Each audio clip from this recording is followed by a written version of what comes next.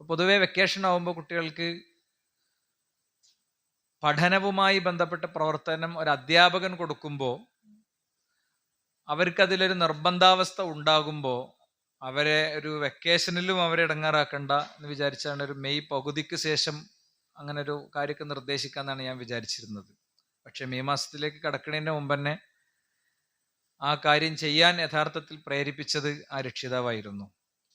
യഥാർത്ഥത്തിൽ വെക്കേഷൻ കാലത്തെ കുട്ടികളുടെ ഒരു അവസ്ഥ എന്ന് പറയുന്നത് 2-3 രീതി കാണാം. ഒന്നീ അങ്ങാടിയിലെ പശുക്കൾ കണ്ടിട്ടില്ലേ നമ്മള്? അങ്ങാടിയിലെ പശുക്കൾ രാവിലെ ഇറങ്ങും, എവിടെങ്കിലുമൊക്കെ തിന്നും കുടിച്ചും കഴിച്ചും അങ്ങനെ വൈകുന്നേരം ആകുമ്പോൾ യജമാനന്റെ അടുത്തേക്ക് തന്നെ എത്തും എന്ന് പറയണ പോലെ കുട്ടികൾ രാവിലെ ഇറങ്ങാണ്.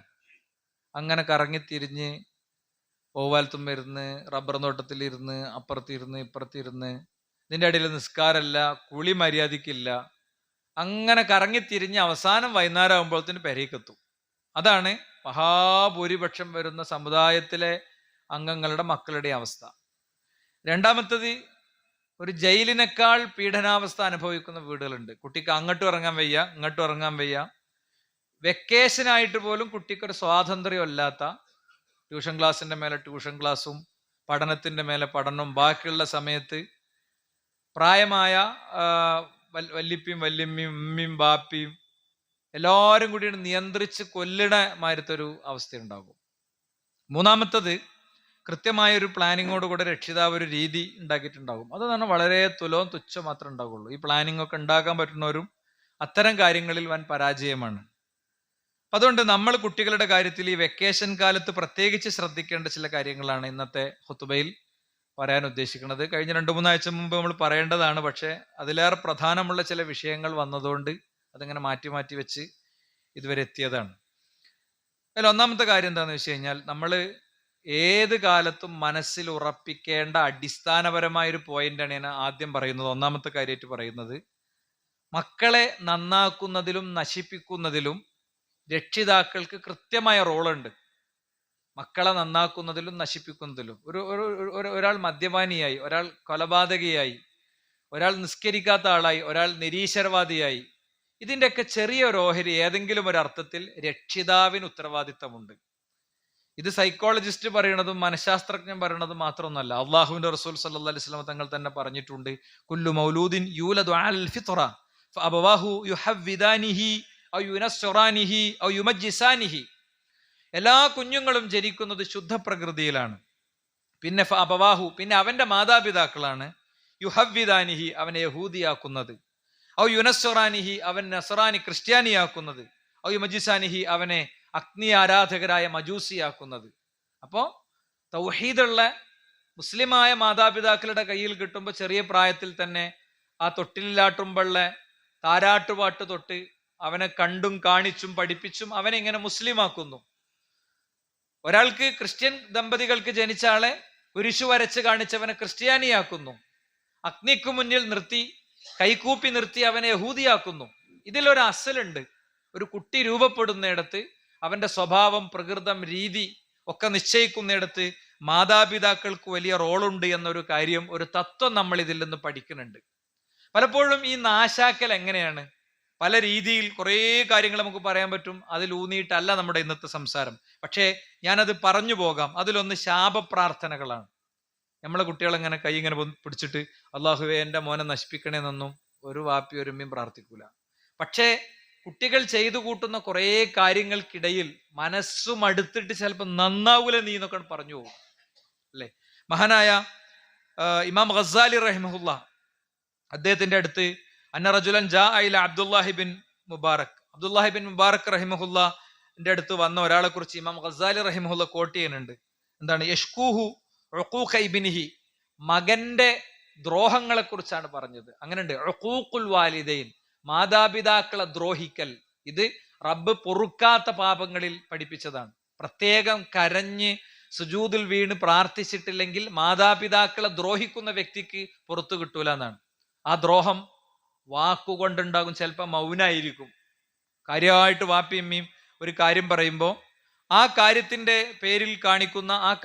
പേരിൽ കാണിക്കുന്ന മൗനായിരിക്കും. ഒരാവശ്യം കാര്യമായിട്ട് പറയണം, അപ്പം അത് മൈൻഡ് ചെയ്യണേയല്ല. അത് മാതാപിതാക്കളെ ദ്രോഹിക്കലാണ്, അല്ലെ? ഇന്നത്തെ ഒരു വെള്ളിയാഴ്ച ദിവസം നമ്മളൊക്കെ ഒരു അവലോകനം നടത്തുക, അല്ലെങ്കിൽ ശാരീരികമായി ദ്രോഹിക്കുക, അല്ലെങ്കിൽ അവരോട് തട്ടിക്കയറുക, അവരെ കുത്തിപ്പറയുക. അപ്പൊ ഒരാൾ വന്നിട്ട് പരാതി പറയാണ്, ഇങ്ങനെ എന്നെ സംബന്ധിച്ചിടത്തോളം ഇങ്ങനെ ഉണ്ടായി, എന്താണ്, എന്റെ മകൻ എന്നെ വല്ലാതെ ദ്രോഹിക്കുന്നു. അപ്പൊ ഇബ്നുൽ മുബാറക് റഹിമഹുല്ലാഹിന് കൊടുത്ത ഉത്തരം എന്താ അറിയോ? ഹൽ ദഅൗത അലൈഹി, നീ നിന്റെ നിന്റെ മക്കൾക്കെതിരിൽ നീ പ്രാർത്ഥിച്ചിട്ടുണ്ടോ എന്ന് ചോദിക്കാണ്. നിന്റെ മക്കൾക്കെതിരിൽ നീ പ്രാർത്ഥിച്ചിട്ടുണ്ടോ? അപ്പൊ അയാൾ പറഞ്ഞു, അതെ, ഞാൻ ആലോചിച്ച് നോക്കുമ്പോൾ ഞാൻ എൻ്റെ ചില വാക്കുകളൊക്കെ അവർക്കെതിരെയുള്ള പ്രാർത്ഥന ആയിട്ടുണ്ട്. അപ്പൊ പറയാ, അൻത അഫ്സത്തഹു, നിന്റെ കുട്ടിനെ നശിപ്പിച്ചത് നീ തന്നെയാണ്. നിന്റെ കുട്ടിനെ നശിപ്പിച്ചത് നീയാണ്. നീയായിട്ട് നശിപ്പിക്കാൻ വേണ്ടി പ്രാർത്ഥിച്ച് നശിപ്പിച്ചിട്ട് എൻ്റെ അടുത്ത് വന്നിട്ട് പറഞ്ഞിട്ട് കാര്യമില്ല എന്നാണ്. അപ്പൊ കുട്ടികൾ, ചില ആളുകളൊക്കെ ഹൈപ്പർ ആയിരിക്കും. ഹൈപ്പർ ആകുന്ന അവസ്ഥയുള്ള കുട്ടികളെ കൈകാര്യം ചെയ്യാൻ ഭയങ്കര പണിയാണ്. അപ്പൊ അവർക്കെതിരിൽ നമ്മൾ നടത്തുന്ന വാക്കുകൾ, പ്രവർത്തനങ്ങൾ, അത് അവർക്കെതിരെയുള്ള പ്രാർത്ഥന, എന്തും ആകാം. അവസാനം എന്തും ആകാം. അയാൾ ഒരു കയറിൽ കെട്ടി തൂങ്ങി നാവിങ്ങനെ കടിച്ച് തൂങ്ങി നിൽക്കുന്ന ഒരാളായിട്ട് മോനെ കാണേണ്ടി വരും ചിലപ്പോ, മോളെ കാണേണ്ടി വരും ചിലപ്പോ. അവരെടുത്ത് വിഷയം ഉണ്ട് എന്നുള്ളത് ശരിയാ, അവരെ ദ്രോഹിക്കുന്നുണ്ട് എന്നുള്ളത് ശരിയാ. പക്ഷേ സുബറാക്കി അവർ നന്നാകാൻ വേണ്ടി പ്രാർത്ഥിക്കുക എന്നുള്ളതാണ്. അപ്പൊ നശിപ്പിക്കുന്ന രൂപങ്ങളാ പറയുന്നത്.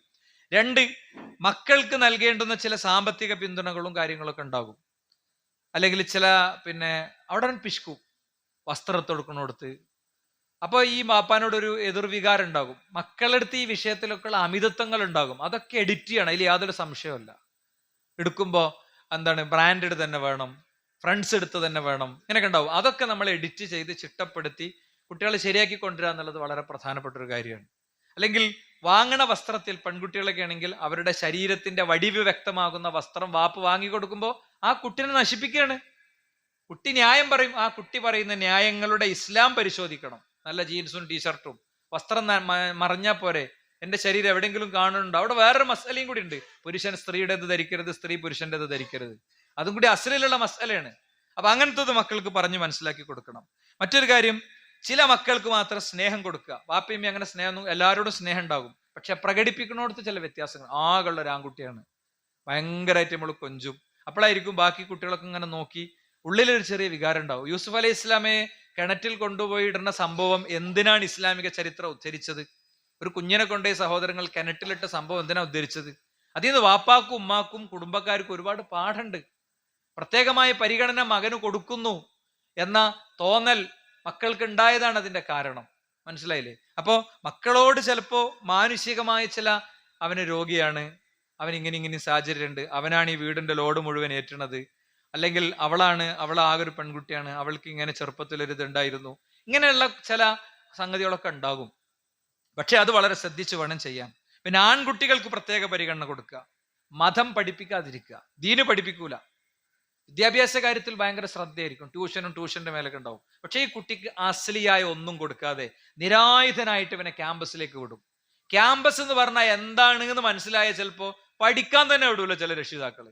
അങ്ങനത്തെ ഒരു അവസ്ഥയിലാണ് ഇന്ന്. ഒരിക്കലും ക്യാമ്പസ് അങ്ങനെ ആയതുകൊണ്ട് കുട്ടികളെ പഠിക്കാൻ വിടരുത് എന്നല്ല ഞാൻ പറയണത്. മറിച്ച് കുട്ടിക്ക് ചില സെക്യൂരിറ്റികൾ നമ്മൾ കൊടുക്കണം. ചെരുപ്പ് വാങ്ങിക്കൊടുക്കണം എന്തിനാ? കാലിൽ മുറിവേൽക്കാതിരിക്കാനൊക്കെയാണ്, അല്ലേ? ചില സുരക്ഷിതത്വങ്ങൾ സ്വീകരിക്കണം എന്തിനാ? വീടിന്റെ ഗേറ്റ് പൂട്ടണം എന്തിനാ? വാതിലടച്ച് കിടക്കണം എന്തിനാ? അതൊക്കെ ചില സുരക്ഷിതത്വങ്ങളാണ്. എന്ന് പറയുന്ന പോലെ അവന്റെ ഹൃദയത്തിന്റെ ഉള്ളിൽ കൊടുക്കേണ്ട ചില സുരക്ഷിതത്വങ്ങൾ. ധാരാളം ക്യാമ്പുകൾ നടക്കുന്നുണ്ട് ഇപ്പോ. ഈ ക്യാമ്പുകളൊക്കെ അതിന് നോട്ടീസ് കണ്ടിട്ടുണ്ടാകുമോ? അതിലേക്കൊന്നും എത്തിക്കൂല. ജുമാക്ക് അവൻ ഖുതുബക്ക് എത്തുന്നുണ്ടോ ഒന്ന് ശ്രദ്ധിക്കൂല. ഖുറാൻ ക്ലാസ്സിന് പങ്കെടുപ്പിക്കൂല. മദ്രസയിൽ ശരിക്കും പഠിപ്പിക്കൂല, അല്ലെ? അതൊക്കെ നാശത്തിന്റെ കാരണങ്ങളാണ്. പിന്നെ ചില ചീത്ത കൂട്ടുകെട്ടുകൾ ഉണ്ടാകും. അവന്റെ ഫ്രണ്ടായിരിക്കും, ആ ഫ്രണ്ടിന് അവന്റെ വീട്ടിൽ മദ്യം കഴിക്കണ അച്ഛനുണ്ടാകും. അവനെ സംബന്ധിച്ചിടത്തോളം മദ്യത്തോടുള്ള ലൈൻ ഭയങ്കര നോർമലൈസ്ഡ് ആയിരിക്കും. അപ്പൊ ചില ഫ്രണ്ട്സ് അവന് ദോഷമാണെന്ന് തോന്നിയാൽ ആ ഫ്രണ്ട്സിൽ നിന്ന് അവനെ അകറ്റുക എന്നുള്ളത് മാതാപിതാക്കൾക്ക് കൊടുത്ത ഉത്തരവാദിത്തമാണ്. മക്കളെ ഇളകിയിട്ട് കാര്യമൊന്നുമില്ല. മനസ്സിലായില്ലേ? മതം മാതാപിതാക്കൾക്ക് കൊടുത്ത ശരിയായ ഉത്തരവാദിത്തമാണ്. ചീത്ത കൂട്ടുകെട്ടുകളിൽ പെടാതിരിക്കുക. അവനെന്നും പോയിരിക്കണം ഓവാലം, ക്ലബ്ബ്, പാർട്ടി ഓഫീസ്, അല്ലെ വായനശാലയിൽ കയറണ്ടാന്നോ പാർട്ടി ഓഫീസ് പോകണ്ടെന്നല്ല, അവിടെ ഒന്നാമത് പോകണമെന്ന് പറയുന്ന ആളാണ് ഞാൻ. പക്ഷേ അവിടെ പോയിട്ട് അവൻ നശിക്കണ ആളാണെങ്കിൽ ഒന്നുകിൽ അവിടുന്ന് ആ നാശം ഒഴിവാക്കണം, അല്ലെങ്കിലോ അവൻ അങ്ങോട്ട് പോകാതിരിക്കണം. മനസ്സിലായില്ലേ? പിന്നെ വേറെ കാടൻ പെരുമാറ്റം, വെറും ചൂടായി മാത്രമേ സംസാരിക്കുള്ളൂ, സ്നേഹപൂർവ്വം ഒന്നും പറയില്ല. അത് കുട്ടികളെ നശിപ്പിക്കും. കണ്ടതിനൊക്കെ തല്ലുക, മുഖത്തൊക്കെ അടിക്കും, അല്ലേ? മുഖത്തൊക്കെ അടിക്കും. ലോകത്തോട് റസൂലുള്ള പറഞ്ഞാണ് മുഖത്തടിക്കരുത്. റസൂലുള്ളാഹിന്റെ മാർഗ്ഗനിർദ്ദേശമാണ്. അപ്പൊ ഏതെങ്കിലും ഒരു കുട്ടി വാപ്പാന്റെ അടുത്ത് അങ്ങനെ ഒരു തല്ല് കിട്ടിയ കുട്ടിയോടെ ഉണ്ടെങ്കിൽ വാപ്പാക്ക് നല്ലോണം കിട്ടി, നന്നായി നല്ല വിചാരിക്കണ്ടേ, പിന്നെന്താ വിചാരിക്കണ്ടേ? മുഖത്തടിക്കേണ്ട ഒരു സാഹചര്യം ഞാൻ ഉണ്ടാക്കിയില്ലേ, അത് ഞാൻ തിരുത്തണം എന്നാണ് അവൻ ആലോചിക്കേണ്ടത് കേട്ടോ. വാപ്പാരും മക്കളും ഒന്നിച്ചിരിക്കുന്ന സദസ്സിൽ ഇത്തരം വിഷയങ്ങൾ പറയുമ്പോൾ ഉണ്ടാകാൻ സാധ്യതയുള്ള ചില ചിന്താ വ്യതിയാനങ്ങളുണ്ട്. പിന്നെ സ്നേഹം പ്രകടിപ്പിക്കാതിരിക്കുക. സ്നേഹം ഇഷ്ടം പോലെ ഉള്ളിലുണ്ടാകും, അത് പ്രകടിപ്പിക്കുക. ഒരു പ്രത്യേക പ്രായം കഴിഞ്ഞാൽ പിന്നെ പ്രകടിപ്പിക്കൂല. പിന്നെ ഹറാമായ സമ്പാദ്യത്തിൽ നിന്ന് വളർത്തുക. നമ്മളെ അന്നം ഹറാമാണെങ്കിൽ കുട്ടി ആ ജാതി സ്വഭാവമൊക്കെ കാണിക്കും. ഹറാമായ ഭക്ഷണം ഉള്ളിലേക്ക് ചെന്ന ഹറാമായ ഭക്ഷണം കൊണ്ടുണ്ടായ ചോരയും നീരും അതിൽ നിന്നുള്ള പ്രതികരണം ഉണ്ടാകുള്ളൂ. ഓരോന്ന് വിശദീകരിക്കേണ്ടാണ്, ഞാൻ വിശദീകരിക്കണില്ല, സമയത്തിന്റെ പരിമിതി ഉണ്ട്, മറ്റൊരു ഘട്ടത്തിലാകാം. പിന്നെ അമിത ഭാരങ്ങൾ കൊടുക്കുക കുട്ടിക്ക്. വീട്ടുജോലി ഉണ്ടാവും, നമുക്ക് പാടത്ത് കുറച്ച് അടക്കുണ്ടാവും, അല്ലെങ്കിൽ നമുക്ക് പിന്നെ റബ്ബർ ഉണ്ടാവും. അവന്റെ ഒരു ശാരീരിക പ്രകൃതവും വയസ്സും ഇതൊന്നും പരിഗണിക്കാതെ അതിന്റെ പണിന്റെ മേലെ പണി കൊടുക്കണം, അതിൽ സംശയമൊന്നുമില്ല, ചെയ്യിപ്പിക്കണം. പക്ഷേ അവനെപ്പോഴും ഫ്രീ ആകാൻ പറ്റണം. ഇപ്പൊ നിങ്ങളെ കുട്ടികളെ കാലം ഇങ്ങനെ ഉഞ്ഞേരോട്ടിക്കൊള്ളി, എനിക്ക് എപ്പോഴാണോ മടുക്കണം അപ്പം പോണം. ഒരു വാപ്പിയും മോനൊക്കെ തമ്മിലുള്ള ബന്ധത്തിന്റെ ഒരു മർമ്മാണ് ശരിക്ക്. എടാ എന്റെ കാലം തുഞ്ഞോണ്ടറാ, എന്റെ എനിക്ക് നല്ല തലവേദന ഉണ്ട്, തലയിലൊന്നും ഇതാക്കിക്കൊണ്ടിരാ, മുടിയിൽ ഇങ്ങനെ ഒന്ന് ഇളക്കിക്കൊണ്ടിടാ, അതൊക്കെ പറയണം. അപ്പോഴാണ് ഒരു അറ്റാച്ച്മെന്റ് ഒക്കെ ഉണ്ടാകുക. പക്ഷെ അവനവിടെ കളിക്കാരൊക്കെ വന്നിട്ടുണ്ടാവും, കാല് വീഴുമ്പോൾ ഫീൽ ചെയ്യില്ല. നിനക്ക് എപ്പോഴാണോ പോകണം തോന്നണം അപ്പൊ പന്റെ കുട്ടി പോകണം കേട്ടോ. അത് ഏത് പണി കൊടുക്കുമ്പോഴും അങ്ങനെയാണ്. ഒരു സാധനം കൊണ്ടുവന്നോ പെരയിൽ ഇങ്ങനെ എത്തുമ്പോഴാണ് അടുത്ത സാധനം അമ്മക്ക് ഓർമ്മ വന്ന്, ഒന്ന് പോയി കൊണ്ടുവന്നാ. അപ്പോഴേ കാര്യം അയലോകത്തുനിന്ന് ഒന്ന് പോയി കൊണ്ടുവന്നാ. ഓൻ ഇങ്ങനെ പോകലും വരലും മാത്രമേ പണി ഉണ്ടാവുള്ളൂ അല്ലേ. അപ്പം അവനെങ്ങനെ പണികളിലിട്ട് കറക്കുമ്പോൾ ഉള്ളിൽ ഇങ്ങനെ ഒരു പ്രതിഷേധ സ്വരമൊക്കെ ഉണ്ടാകും. അത് പലപ്പോഴും നാശത്തും ചില വസീയത്തുകളും സ്വത്തോഹരികളൊക്കെ ഇതിൽപ്പെട്ടതാണ്, നശിപ്പിക്കലാണ്. അപ്പോ ഒന്നാമത്തെ കാര്യം, നമ്മൾ നശിപ്പിക്കാനുള്ള ചില കാര്യങ്ങൾ നമ്മളെടുത്തുണ്ട്, നന്നാക്കാനുള്ളത് പോലെ എന്നുള്ളത് ഈ അവധിക്കാലത്ത് നമ്മൾ ഉൾക്കൊണ്ടാൽ മതി. രണ്ടാമത്തെ കാര്യം എന്താ അറിയോ? രണ്ടാമത്തെ കാര്യം, അവധിക്കാലം എന്നുള്ളത് മാതൃകകൾക്ക് പറ്റിയ ഏറ്റവും നല്ല സമയമാണ് എന്നുള്ള ഒരു ഓർമ്മ നമുക്ക് ഉണ്ടാകുക. എന്താണ്? ഒരു വ്യക്തിയെ നന്നാക്കുന്നിടത്ത് ഏറ്റവും ശരിയായ വഴി മാതൃക കാണിക്കലാണ്. മഹാനായ റസൂൽ സല്ലല്ലാഹു അലൈഹി വസല്ലം തങ്ങളുടെ ജീവിതത്തിൽ നിന്ന് നമുക്ക് ചില കാര്യങ്ങൾ പറയാം. എന്താണ്? മഹാനായ പ്രവാചകൻ സല്ലല്ലാഹു അലൈഹി വസല്ലം തങ്ങൾ അദ്ദേഹത്തെക്കുറിച്ച് ഒരു രാഷ്ട്രത്തിന്റെ ഭരണാധികാരി പറയാണ്,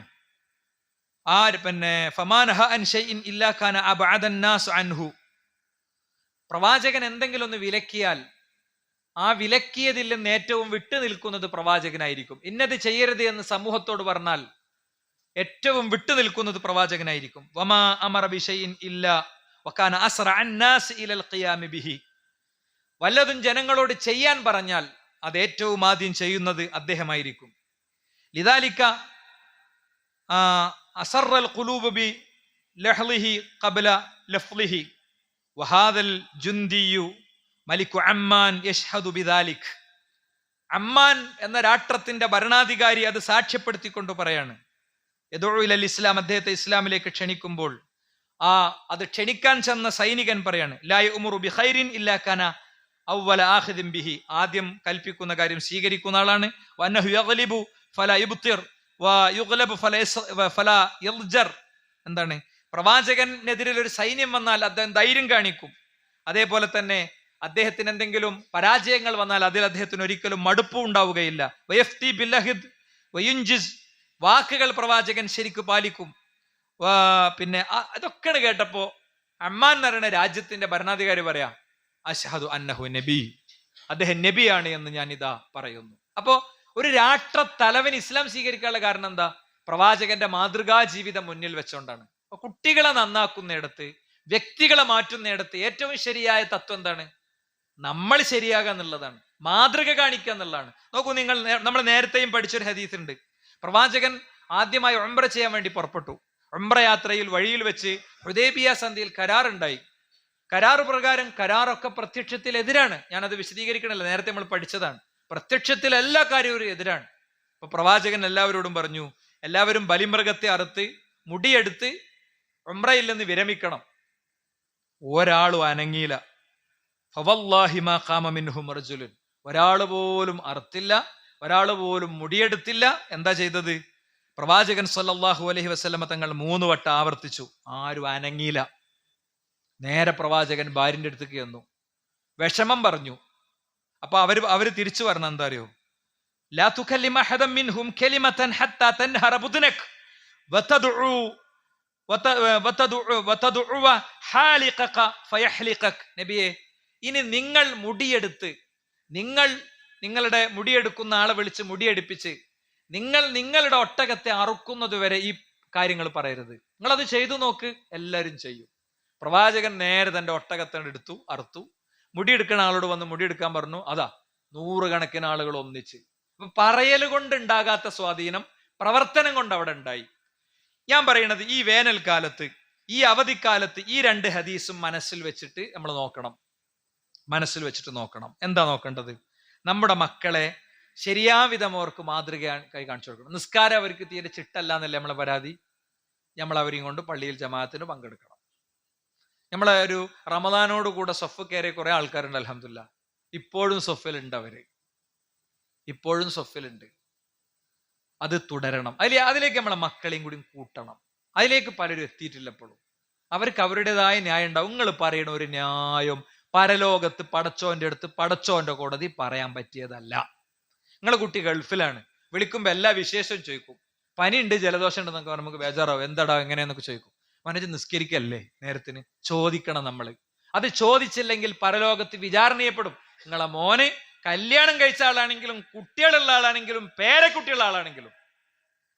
റമളാൻ മാസത്തില് ഖുതുബിൽ അതിന്റെ മസ്അല നമ്മൾ പറഞ്ഞിരുന്നു. അള്ളാഹുവിന്റെ റസൂൽ ഫാത്തിമ ബീവിയെയും അലി റളിയല്ലാഹു അൻഹുവിനെയൊക്കെ രാത്രി നിസ്കാരത്തിന്, ഫർള് നിസ്കാരത്തിനും കൂടിയല്ല, സുന്നത്തായ രാത്രി നിസ്കാരത്തിന് തട്ടി വിളിച്ച സംഭവത്തിൽ നമുക്കുള്ള പാഠതാണ് അല്ലേ?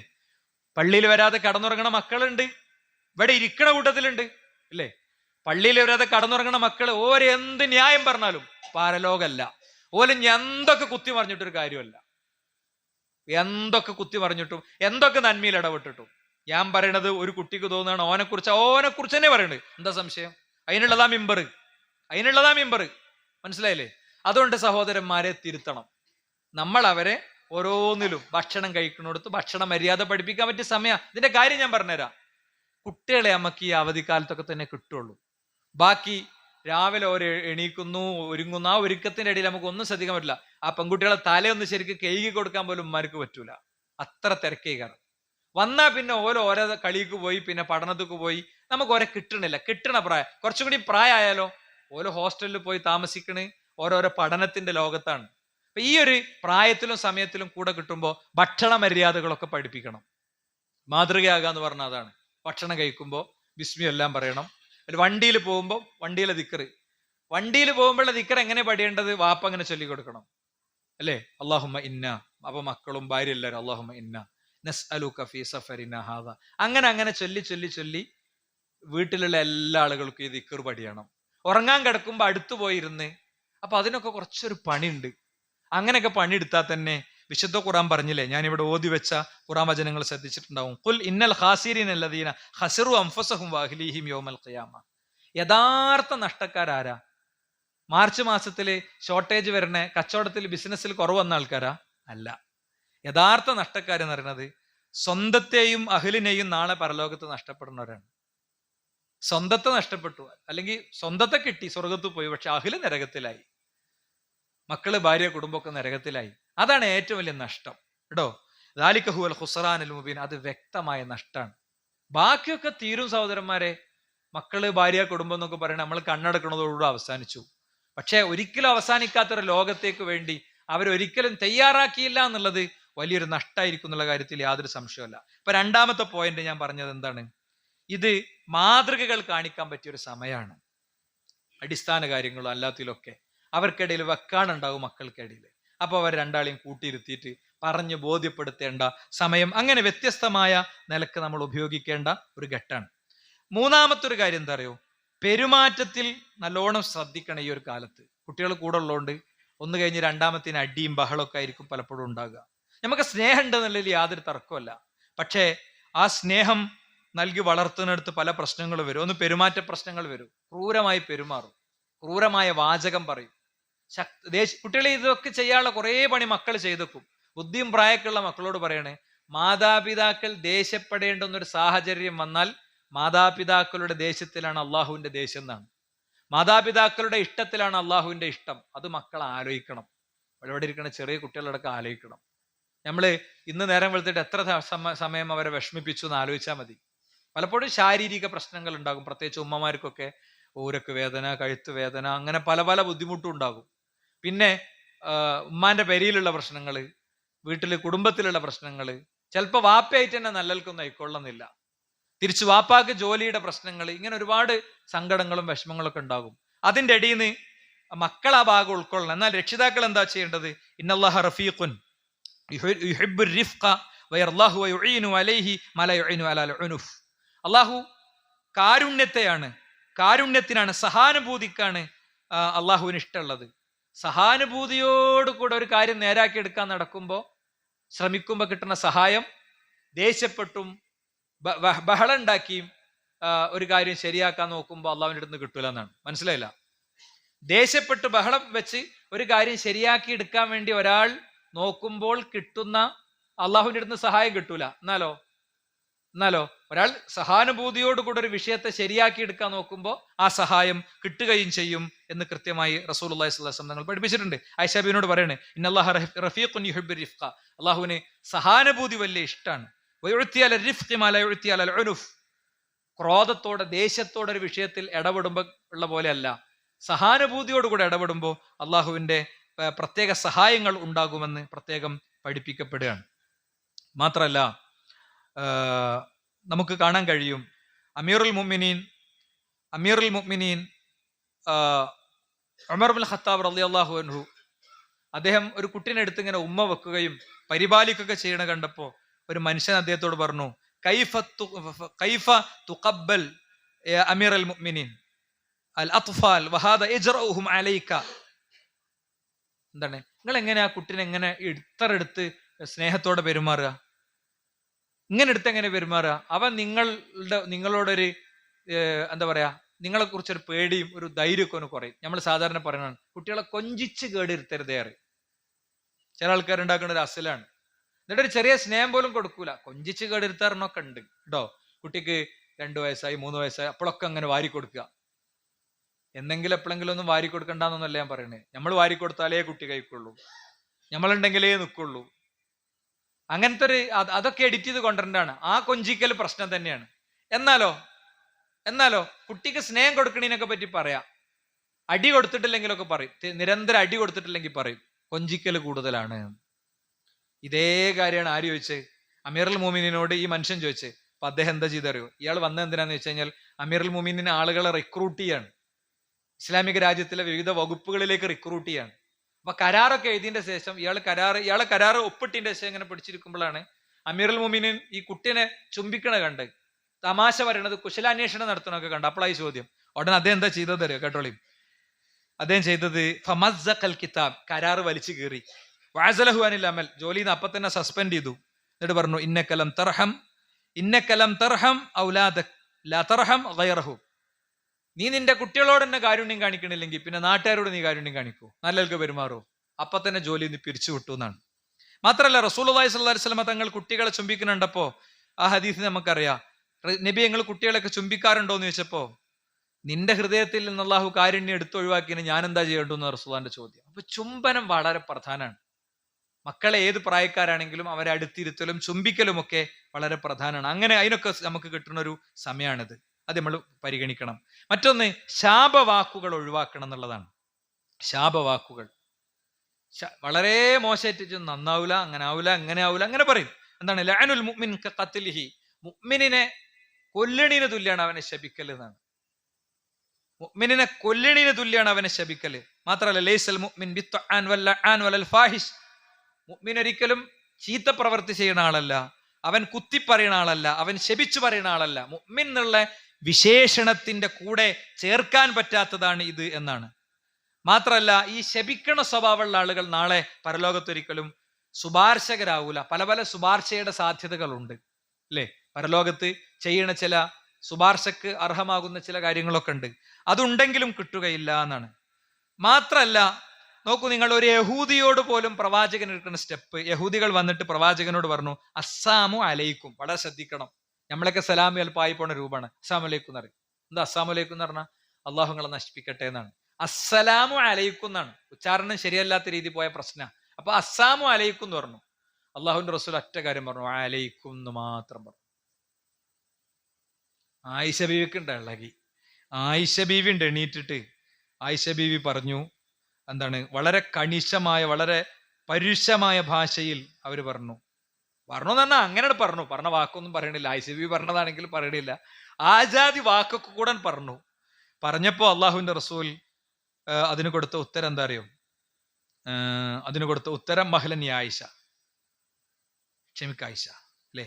അവർ പറഞ്ഞു, അതിൽ ഒരു റിപ്പോർട്ടിലുള്ളത് ഞാൻ വായിക്കാം, ഒരു റിപ്പോർട്ടിലുള്ളത് വായിക്കണില്ല. അസ്സലാമു അലൈക്കും വലഅനക്കുമുല്ലാഹു വഗളിബ അലൈക്കും. നിങ്ങളെ പടച്ചോൻ ശപിക്കട്ടെ, നിങ്ങളെ നശിക്കട്ടെ യഹൂദികളെ എന്നാര് പറഞ്ഞു? ആയിഷ ബീവി പറഞ്ഞു. ആയിഷ ബീവിക്ക് ഈ സലാമിലെ ട്വിസ്റ്റ് മനസ്സിലായി. നശിക്കട്ടെ എന്നല്ലേ പറഞ്ഞു. അപ്പൊ അള്ളാഹുവിന്റെ റസൂൽ എന്താ പറഞ്ഞു? മഹ്ലൻ ആയിഷ, ക്ഷമിക്കായിഷ, എന്തത് ക്ഷമിക്ക്. അപ്പോ പ്രവാചകനോട് ചോദിച്ചു. പ്രവാചകൻ അവരോട് പറഞ്ഞു, അലൈക ബിർരിഫ്ഖി, നീ നീ നീ കുറച്ചൊരു കാരുണ്യം കാണിക്ക്, നീ കുറച്ചൊരു നൈർമല്യം കാണിക്ക്, സഹാനുഭൂതി കാണിക്ക്. വയ്യാക്ക അനൂഫ്, നീ ദേഷ്യം പിടിക്കല്ലേ എന്ന് പറഞ്ഞു. അപ്പോ ആയിഷ ബീവി ചോദിച്ചു, അവലം തസ്മ ഖാലു, അവർ പറഞ്ഞു നിങ്ങൾ കേട്ടില്ലേ നബിയെ? അവരിങ്ങളോട് എന്താ പറഞ്ഞത് നിങ്ങൾ കേട്ടില്ലേ? അപ്പൊ അള്ളാഹുവിന്റെ റസൂല് തിരിച്ചു വെച്ചു, അവലം തസ്മ മാ ഖുൽതു, ഞാൻ പറഞ്ഞു നീ കേട്ടില്ലേ? എന്താ എന്നോട് പറഞ്ഞേ? അസ്സാമു അലൈക്കും, നിങ്ങൾക്ക് നാശം ഉണ്ടാകട്ടെ എന്ന്. ഞാൻ പറഞ്ഞത് അലൈക്കും, നിങ്ങൾക്കും നാശം ഉണ്ടാകട്ടെ എന്നല്ല ഞാൻ മറുപടി കൊടുത്ത്. മറുപടി കൊടുക്കാനുള്ള ഞാൻ കൊടുത്തില്ലേ? മറുപടി കൊടുക്കാനുള്ള കൊടുത്താൽ മതി. ഒക്കെ കൂടെ പറഞ്ഞിട്ട് എന്ത് ചെയ്യണ്ട? നിരത്തണ്ട, അതിന്റെ ആവശ്യമല്ല അല്ലേ. റദത്തു അലൈഹിം ഫയുസ്തജാബു ലീ ഫീഹിം വലാ യുസ്തജാബു ലഹും ഫിയ്യ. അവരെനിക്കെതിരെ നടത്തിയ പ്രാർത്ഥന ഒരിക്കലും സ്വീകരിക്കൂല, ഞാൻ അവർക്കെതിരെ നടത്തിയ സ്വീകരിക്കുകയും ചെയ്യും. പിന്നെ എന്തിനാ നീ വിഷമിക്കണേ? ഇതെന്തിനാ അപ്പൊ ഞാൻ പറഞ്ഞത്? കുട്ടികൾ തട്ടുത്തരം പറയും, കുട്ടികൾ മോശമായ പ്രയോഗങ്ങൾ പറയും, അതിനെ അതേ ഭാഷയിൽ നേരിടല്ല വേണം. ഒരു യഹൂദന്റെ കാര്യത്തിൽ പോലും, ഇസ്ലാമിന്റെ പ്രഖ്യാപിത ശത്രു യഹൂദിയുടെ കാര്യത്തിൽ പോലും പ്രവാചകൻ കാണിച്ച രീതിയാണിത്. പിന്നെ എങ്ങനെയാണ് നമ്മൾ വീട്ടിൽ കൈകാര്യം ചെയ്യുന്നിടത്ത് പ്രശ്നങ്ങൾ വരിക? ഇനി വികൃതികൾ ഉണ്ടാകും. വികൃതി എന്ന് പറഞ്ഞാൽ ഈ ADHD ഒക്കെ പ്രശ്നം ഉണ്ടാകും. ഹോർമോൺ ചേഞ്ചസ് കൊണ്ട് വരുന്ന പല പ്രശ്നങ്ങളും ഉണ്ട്. ശരിയായ പാരന്റിങ് പഠിക്കുന്ന ആളുകൾ കുട്ടികളിൽ ഉണ്ടാകുന്ന ഇങ്ങനത്തെ എല്ലാ പ്രശ്നങ്ങളെയും പഠിച്ചു വെക്കണം. അപ്പോഴാണ് നമ്മളെ കുട്ടിക്ക് അങ്ങനത്തെ ഒരു പ്രശ്നം ഉണ്ടോ എന്ന് മനസ്സിലാകുക അല്ലേ. സ്കൂളിൽ നിന്നൊക്കെ വികൃതിന്റെ പരാതി കണ്ടിന്യൂസ് ആയിട്ട് വന്ന ടീച്ചേഴ്സിനൊക്കെ പറയാൻ ചെറിയ ബുദ്ധിമുട്ടുണ്ടാവും. നിങ്ങളെ കുട്ടി അങ്ങനെയാണ് എങ്ങനെയാണെന്നൊക്കെ പറയാൻ. ഈ പറഞ്ഞാൽ നമ്മൾ സമ്മതിക്കൂല. ഡോക്ടറെ കാണിക്കണം എന്നൊക്കെ പറഞ്ഞാൽ എന്താ മാഷ് നിങ്ങൾ പറയണേ? അപ്പൊ ഡോക്ടറെ കാണിക്കാൻ ആകെ കിലിങ്ങിന്റെ ശേഷം ചെയ്യേണ്ട പണിയാന്ന് വെച്ചാൽ ആൾക്കാർ വിചാരിച്ചിരിക്കണേ. കുട്ടികൾക്ക് അവരുടെ പ്രായത്തിൽ ഉണ്ടാകുന്ന ചില വിഷയങ്ങളുണ്ട്, അതിന് ചില മെഡിക്കേഷനുകളുണ്ട്, അവരെ കൈകാര്യം ചെയ്യേണ്ട ചില പ്രത്യേക രീതികളുണ്ട്. അതൊക്കെ എടുത്തു കഴിഞ്ഞാൽ ഈ കുട്ടി വളരെ സ്മൂത്ത് ആവും. നമുക്ക് ആകെ ഒറ്റ വഴിയേ അറിയുള്ളൂ, ഒന്ന് ഇവിടുന്ന് വരുന്ന ഒരു ഒച്ചയും, രണ്ട് ഇവിടുന്ന് കയ്യുമെന്ന് വരുന്ന ഒരു ഒച്ചയും, അത് മാത്രമേ അറിയുള്ളൂ. അത് കുട്ടിക്ക് അങ്ങനെ ഒരു പ്രശ്നം ഉണ്ടെങ്കിൽ കൺസൾട്ട് ചെയ്ത് കാര്യങ്ങളായി പഠിച്ച് ഒക്കെ അതിനെ സമീപിക്കുക എന്നുള്ളതാണ് വേണ്ടത്. നോക്കൂ നിങ്ങൾ, ഞാനിവിടെ പലപ്പോഴും പറയുന്ന ഒരു സംഭവം ഉണ്ട്. ഒരു അറാബി വന്ന് പള്ളിയിൽ മൂത്രയിക്കാണ്. അപ്പൊ ആളുകൾ ഫസാഹന്നാസ്, ജനങ്ങൾ ഒച്ച ഉണ്ടാക്കിയപ്പോൾ പറഞ്ഞു, ലാ തുസ്രിമൂഹു, അവന്റെ മൂത്രങ്ങൾ മുറിക്കല്ലെന്ന് അതിന്റെ അർത്ഥം. മൂത്രം ഒഴിക്കട്ടോ. അവനെ പള്ളിയിൽ സുജൂദ് ചെയ്യുന്ന സ്ഥലത്ത് മൂത്രം വെച്ചപ്പോഴേ തദാ, നിങ്ങൾ അവനെ ഒഴിവാക്കുമെന്ന് പറഞ്ഞു. എന്നിട്ട് റസൂലുള്ളാഹി അടുത്ത് വിളിച്ചിട്ട് പറഞ്ഞു, ഇത് പള്ളിയിൽ മൂത്രയിക്കേണ്ട സ്ഥലമല്ലല്ലോ, ദിക്റും നടക്കുന്ന സ്ഥലമല്ലേ, നിങ്ങൾ ഇങ്ങനെയൊക്കെ ചെയ്യാൻ പാടുണ്ടോ എന്ന് ചോദിച്ചു. അവസാനം അയാൾ പള്ളിയിൽ നിന്ന് പിരിഞ്ഞു പോയപ്പോ പ്രവാചകൻ സല്ലല്ലാഹു അലൈഹി വസല്ലം തങ്ങൾ പറയണ അയാൾ സ്വർഗത്തിലാണ്. കാരണം സഫിൽ നിന്ന് അയാൾ തൗബ ചെയ്തു.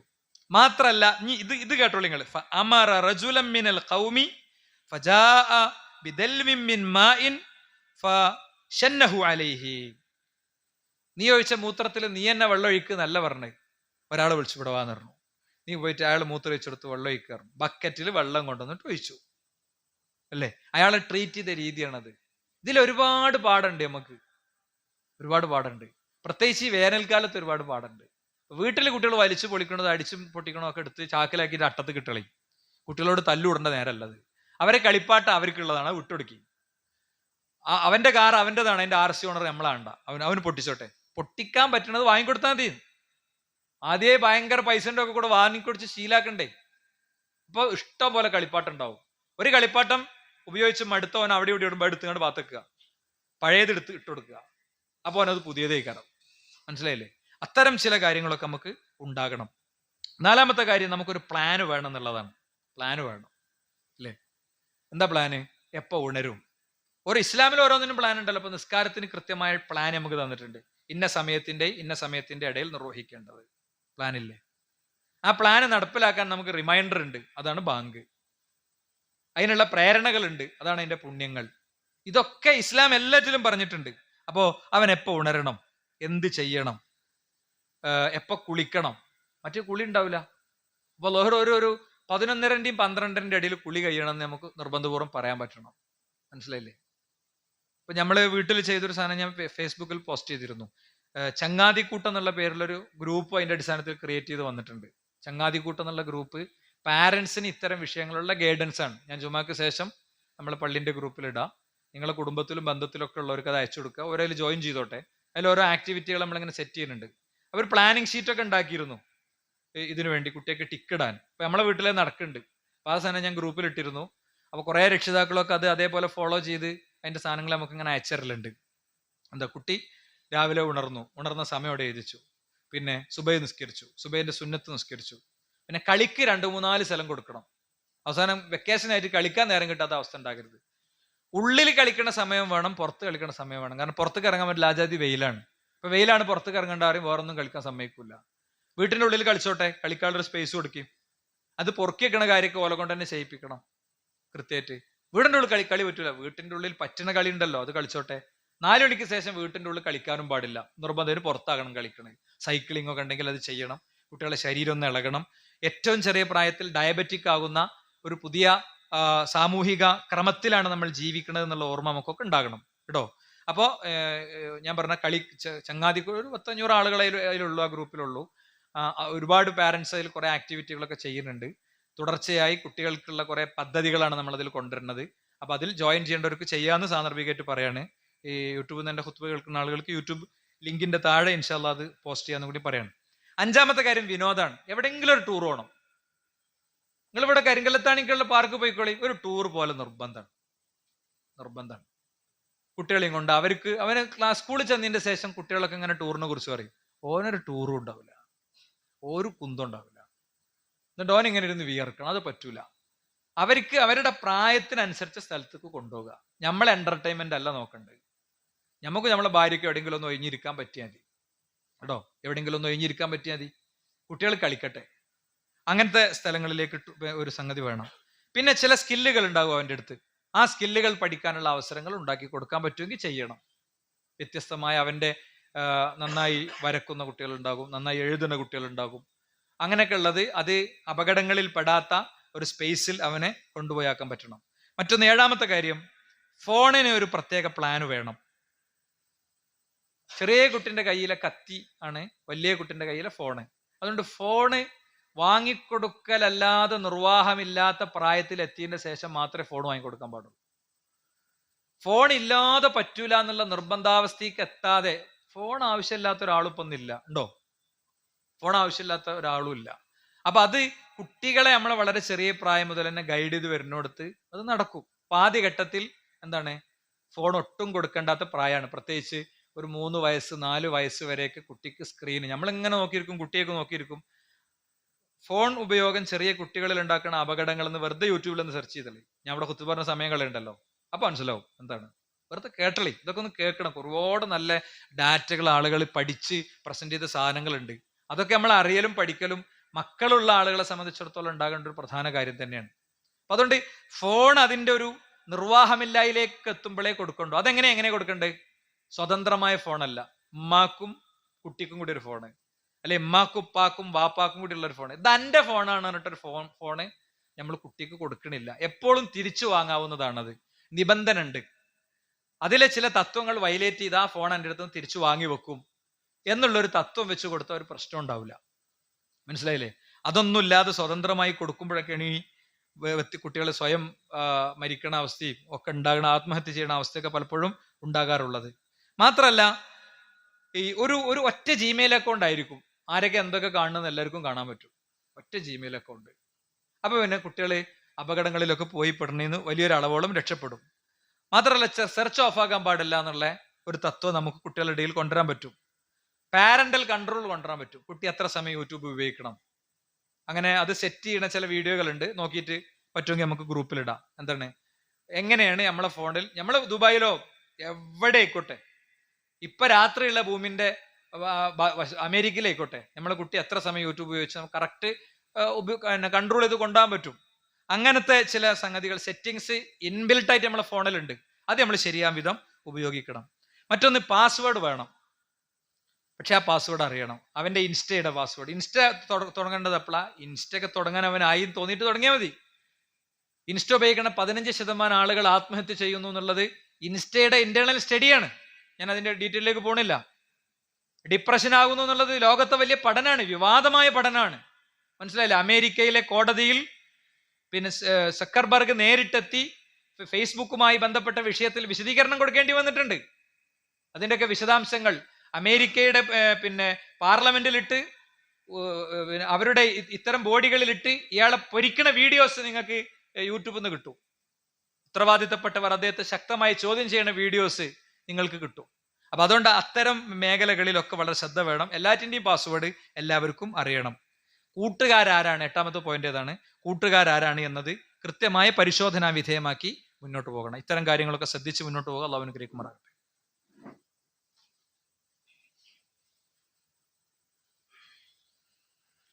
അൽഹംദുലില്ലാ വസ്സലാത്തു വസ്സലാമു അലാ റസൂലില്ലാ വഅലാ ആലിഹി വസഹ്ബിഹി അജ്മഈൻ. അമ്മാ ബഅദ്. സൃഷ്ടാവും സംരക്ഷകനുമായ റബ്ബിനെ ജീവിതത്തിന്റെ എല്ലാ മേഖലയിലും സൂക്ഷിക്കണേ എന്ന് എല്ലാ സത്യവിശ്വാസികളെയും സത്യവിശ്വാസിനികളെയും ഉണർത്തുകൊണ്ട് ഉത്ബോധിപ്പിക്കുകയാണ്. ഞാൻ എൻ്റെ സംസാരത്തിൻ്റെ ഇടയ്ക്ക് പറഞ്ഞ പോലെ കുറേ നല്ല ക്യാമ്പുകൾ നടക്കുന്നുണ്ട്.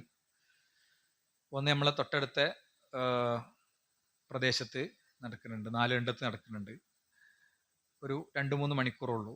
അപ്പോൾ പോകാൻ താല്പര്യമുള്ള രക്ഷിതാക്കളുണ്ടെങ്കിൽ എല്ലാവർക്കും കൂടി ഒറ്റ ക്രമീകരണം നമ്മൾ ഇവിടുന്ന് ചെയ്താൽ മതി, അവർ പോയി വന്നോളൂ. പിന്നെ ഒരു 8 ദിവസത്തെ റെസിഡൻഷ്യൽ ക്യാമ്പ് 10ാം ക്ലാസ് കഴിഞ്ഞ കുട്ടികൾക്കുണ്ട്, 12ാം ക്ലാസ് കഴിഞ്ഞ കുട്ടികൾക്കുണ്ട്. ആൺകുട്ടികൾക്കും പെൺകുട്ടികൾക്കും ഒക്കെ വേറെ വേറെ ഉണ്ട്. ചെറിയ ഫീസൊക്കെ കൊടുക്കേണ്ടി വരും.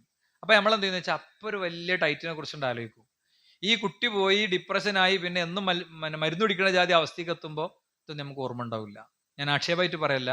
പലപ്പോഴും ഇങ്ങനെ ഫീസൊക്കെ കാണുമ്പോൾ ആളുകൾ ഇങ്ങനെ ചോദിക്കും, എന്തിനാ ഫീസ്? ഈ കുട്ടിക്ക് ഭക്ഷണം കൊടുക്കണം, താമസം കൊടുക്കണം, ഒക്കെ കൊടുക്കണം. അപ്പം അതിന് ഫീസ് ആവശ്യം ഉണ്ടാകും. കുറച്ചൊരു പ്രയാസപ്പെട്ടാണെങ്കിലും അത്തരം ക്യാമ്പുകളിലേക്കൊക്കെ നമ്മൾ മക്കളെ എത്തിക്കുക. ഇൻഷാ അല്ലാഹ് പെൺകുട്ടികൾക്ക് വേണ്ടി, ആൺകുട്ടികൾക്ക് വേണ്ടി ഒക്കെ, മുതിർന്ന പെൺകുട്ടികൾക്ക് വേണ്ടിയിട്ടുള്ള ഒരു ചെറിയ പരിപാടി നമ്മുടെ പള്ളിയുമായി ബന്ധപ്പെട്ട് ഇൻഷാ അല്ലാഹ് നടക്കുന്നുണ്ട്. 6ാം തീയതി തിങ്കളാഴ്ച വൈകുന്നേരം നമ്മുടെ പള്ളിയിൽ വിസ്റ്റം ഡേ നടക്കുന്നുണ്ട്. ആ വിസ്റ്റം ഡേയിൽ ഇത്തരം കാര്യങ്ങളുടെ കൂടുതൽ ചർച്ച ഉണ്ടാകുന്ന, അതിൽ പങ്കെടുക്കേണ്ട ആളുകളോട് പ്രത്യേകം ഉണർത്തുകയാണ്. നമ്മുടെ മക്കളിൽ അള്ളാഹു റഹ്മത്തും ബർക്കത്തും പ്രദാനം ചെയ്യുമാറാകട്ടെ. എല്ലാത്തരം അപകടങ്ങളിൽ നിന്നും കെണികളിൽ നിന്നും അള്ളാഹു അവരെ കാത്തുരക്ഷിക്കുമാറാകട്ടെ. ജീവിതത്തിൽ പരമാവധി സൂക്ഷ്മത പാലിച്ച് മുന്നോട്ട് പോകാൻ റബ്ബ് നമ്മെ അനുഗ്രഹിക്കുമാറാകട്ടെ. കൺകുളിർമയുള്ള കാഴ്ചകൾ മാത്രം മക്കളിൽ നിന്ന്, മാതാപിതാക്കളിൽ നിന്ന്, കുടുംബാംഗങ്ങളിൽ നിന്ന്, നാട്ടിൽ നിന്ന് അള്ളാഹു നമുക്ക് നൽകുമാറാകട്ടെ. നമ്മുടെ നാടിനെ അള്ളാഹു അതിൻ്റെ ഏറ്റവും ശരിയായ സന്തോഷത്തിലും സമാധാനത്തിലും നിലനിർത്തുമാറാകട്ടെ. ശത്രുവിൻ്റെ അജണ്ടകൾ അള്ളാഹു തകർക്കുമാറാകട്ടെ. സഹോദരങ്ങളെ, നമ്മുടെ സൊഫിൽ സ്ഥിരമായി പങ്കെടുക്കുന്ന, എല്ലാ ജമാഅത്തിനും പങ്കെടുക്കുന്ന നമ്മുടെ ഒരു സുഹൃത്ത് ഇപ്പോൾ ഹോസ്പിറ്റലിൽ ആൻജിയോഗ്രാം കഴിഞ്ഞ് കിടക്കാൻ, പെട്ടെന്ന് വേദന വന്ന്, അദ്ദേഹത്തിന് വേണ്ടി എല്ലാവരും ആത്മാർത്ഥമായി പ്രാർത്ഥിക്കണം. അൽഹംദുലില്ലാഹ് ഒരു അപകടത്തിൽ നിന്ന് രക്ഷപ്പെട്ടിരിക്കുന്നു. അതിന് അള്ളാഹുവിനെ സ്തുതിക്കണം.